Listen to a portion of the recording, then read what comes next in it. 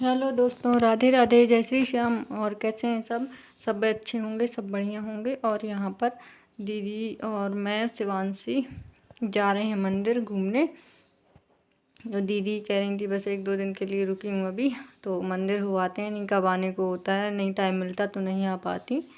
तो इसलिए बोल रही थी कि मुझे भी बोल रही थी कि तुम भी तैयार हो जाओ।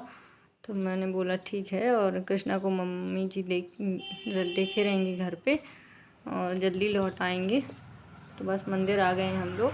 तो यहाँ पर शिवांशी दीदी ने तो पान बतासा चढ़ाए हैं, तो शिवांशी ने अपने पीपल के पत्ते उठा कर के पेड़ के और चढ़ा दिए हैं, उसी पे बतासा रख दिया है। तो बच्चे तो ऐसे ही होते हैं, कुछ भी देख के करने लगते हैं। और यहाँ पर मैं माता के दर्शन कर रही थी, आशीर्वाद ले रही थी उनका। और यहाँ पर दीदी फूल तोड़ रही हैं चढ़ाने के लिए शंकर जी को। यहाँ पर शंकर जी भी हैं। और ये शिवांशी है, तो बस कहीं पे खुले में जाने को मिलता है बच्चों को घूमने को, तो खुश तो होते ही हैं, तो बहुत खुश है। तो बस ये देखिए कितने अच्छे तरीके से इसने चढ़ाया है भगवान को प्रसाद।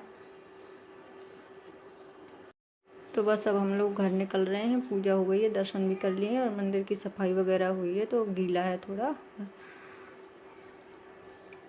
क्योंकि चींटियाँ वगैरह भी हो जाती हैं, प्रसाद चढ़ता है, इसलिए सफाई कर रहे थे। तो अब यहाँ पर घर आ गए हम लोग। तो यहाँ पर खस्ता मटरी बना रही हूँ मैं। तो ये मैदा है और मैदा में थोड़ा रिफाइंड मिलाकर अच्छे से मिला रही हूँ। और इसी तरीके से मिलाना है तो खस्ता अच्छे से बन सके मटरी। तो ये देखिए अच्छे से मिक्स हो जाना चाहिए। इसके बाद थोड़ा पानी।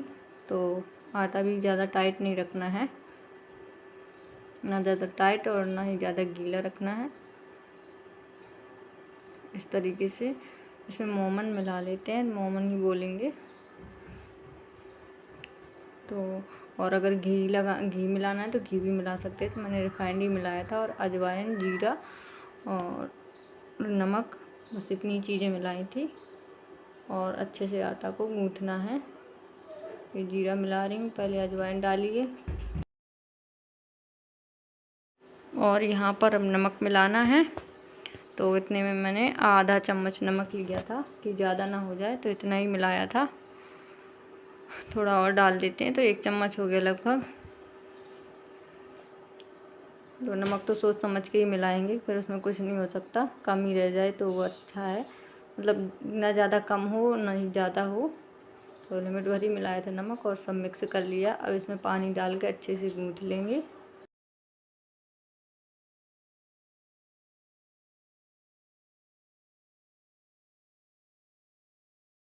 तो ये देखिए पानी नहीं डाला है, और वैसे मोमन मिलाया था, तो ऐसे मोमन मिलाना चाहिए कि मुट्ठी में मतलब लड्डू सा बन जाए।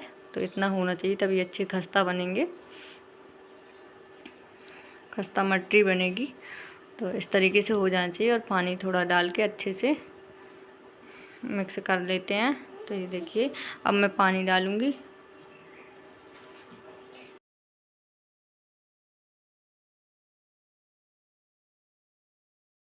और जितना मैदा लेना है, ज़्यादा लेना है, कम लेना है, उसी हिसाब से सब चीज़ डलती है, नमक वगैरह। तो बस मैंने इतना ही मैदा लिया था। और ये देखिए बस गूँथ लिया है मैंने, बस थोड़ा ही रह गया है।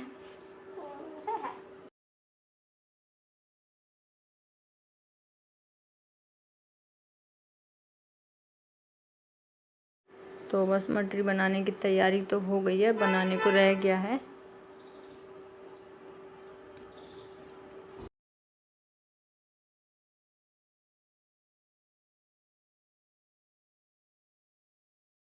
तो आटा गूँथने के बाद मैंने 1 चम्मच मैदा ली और उसमें थोड़ा रिफाइंड मिला के और ये तैयार किया। इसको साटा बोलते हैं, जो लगाया जाता है मटरी में, जो परतदार मटरी बनाना है। तो खस्ता मटरी परतदार ही बना रही हूँ, परत वाली। तो ये देखिए इस तरीके से बनाई थी मैंने।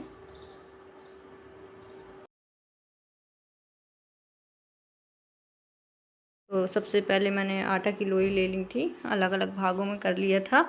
और इस तरीके से बेलन से बेला था कि बिल्कुल पतला ही बेलना है, और बिल्कुल पतला ही बेला था मैंने। और ये साटा इसलिए तैयार किया क्योंकि इसी में लगाना है, तो इस तरीके से साटा भी लगा लेंगे।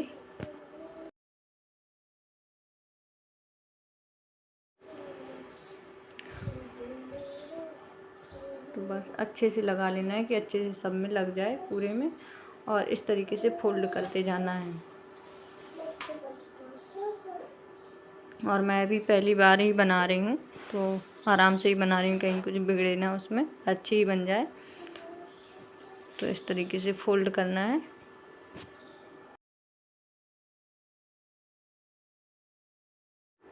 तो फोल्ड हो गया, और दाब इसलिए दिया है कि अंदर जो हवा हो तो हट निकल जाए और सही से सब बन जाए, अच्छे से काटते बन जाए। तो ये देखिए कटिंग कर करके इनको भी अलग अलग भागों में काट लिया है, या फिर लोई अलग अलग कर ली है, छोटे छोटे बिल्कुल। और ऐसा करने से अच्छी परतदार मटरी बनेगी। तो ये देखिए इस तरीके से बन गई। देखिए अंदर देखिए परत की परत दिख रही है।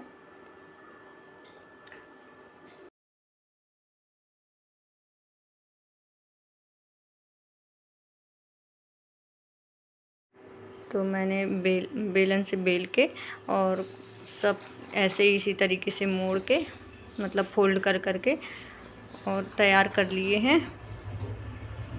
ये देखिए, तो अभी इनको भी बेलन से बेलना होगा।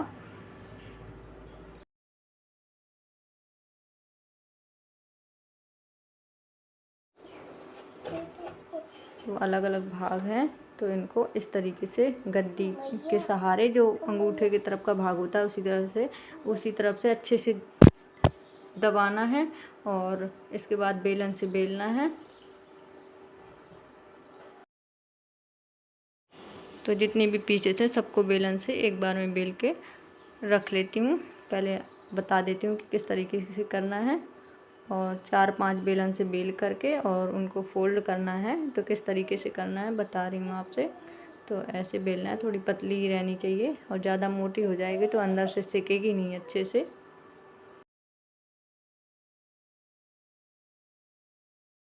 तो हाथ के हथेली के साइड से दबाना है और फिर बेलन से बेलना है।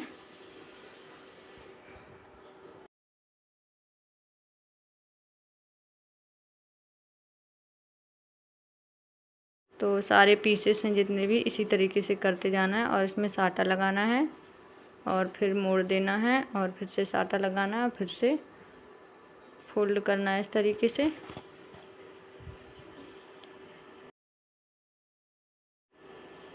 अच्छे से दबा देना है कि बाहर ना निकले, और थोड़ा सा बेलन से भी मैंने कर दिया है।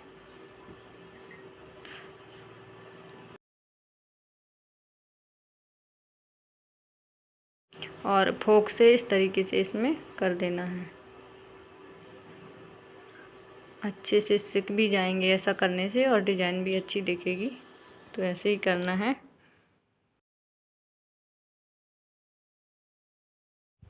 तो जितने भी इसी तरीके से बनाना है सब, तो थोड़ा टाइम लगता है, लेकिन इतना ज़्यादा भी टाइम नहीं लगता, फटाफट हो जाता है। तो इसी तरीके से सारे के सारे करते जाना है।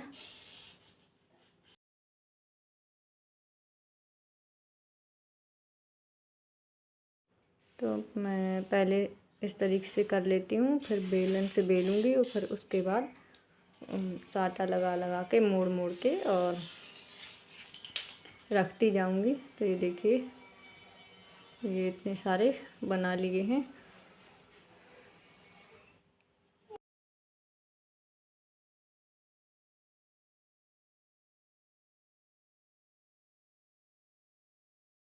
और यहाँ पर ऑयल भी गर्म हो रहा है,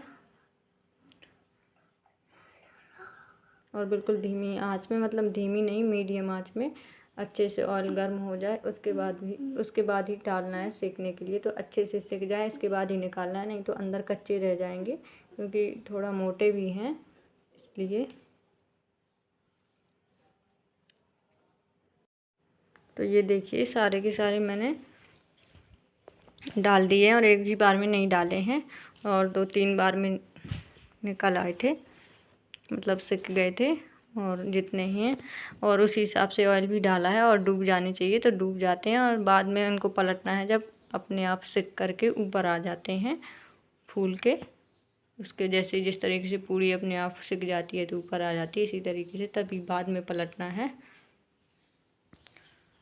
और देर तक इनको सेकना है। और जल्दी जल्दी अगर तेज़ आंच में सेके तो ऊपर ऊपर के अच्छे से फ्राई हो जाएंगे, मतलब सिक जाएंगे और अंदर से कच्चे रह जाएंगे, इसलिए मीडियम आंच में धीरे धीरे सेकना है।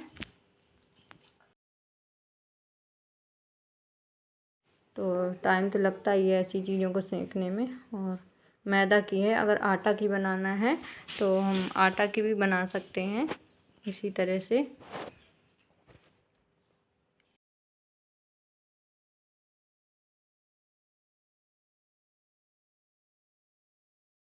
तो ये देखिए हल्के गुलाबी गुलाबी सिके हैं अभी, उस साइड से और इस साइड से भी सिक जाएंगे और रेड रेड हो जाएं सही से, तभी इनको निकालना है कढ़ाई से। और ये चाय के साथ बहुत अच्छे लगते हैं, सुबह के नाश्ता में, शाम को भी। और जैसे चाय के साथ बरसात में अच्छे भी लगती हैं ये चीज़ें, और चाय के साथ कुछ ना कुछ तो चाहिए ही, तो ये बहुत अच्छे बनते हैं और बिल्कुल आसान तरीके से बन जाते हैं। तो मैंने ट्राई किया, मैंने सोचा मैं भी बना के देखूं, तो बन तो गए थे अच्छे और खाने में भी बढ़िया लग रहे थे और ज़्यादा कुछ टाइम नहीं लगा था, फटाफट हो गए थे। तो ये देखिए अभी सिक रहे हैं।